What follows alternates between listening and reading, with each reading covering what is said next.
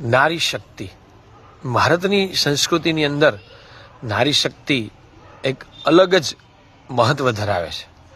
એક વખત સ્વામી વિવેકાનંદ જ્યારે પરદેશ ભ્રમણમાં હતા, વિદેશમાં હતા, ત્યારે કોઈ વિદેશી નાગરિકે એમને પૂછ્યું કે તમારે ત્યાં તો સ્ત્રીઓ છે ને એ હાથ મિલાવતા પણ શરમાય છે. ત્યારે સ્વામી વિવેકાનંદે ખૂબ સરસ જવાબ આપ્યો કે તમારે ત્યાં જે રાણી હોય, ક્વીન હોય, એની સાથે દરેક વ્યક્તિ હાથ મિલાવી શકે? એટલે તે વ્યક્તિ ગુસ્સે થઈ ગયા કે ના, એવું કદાપી હોઈ શકે નહીં. ત્યારે સ્વામી વિવેકાનંદે કીધું કે અમારે ત્યાં દરેક સ્ત્રી છે ને એ અમારા દેશની રાણી છે, અમારી નારી શક્તિ છે એ અમારા દેશની રાણી છે. અને એટલે જ કદાચ ભારત દેશને ભારત માતા કહેવામાં આવતું હશે. ભારત માતા કી જય. હર ઘર સ્વદેશી, ઘર ઘર સ્વદેશી.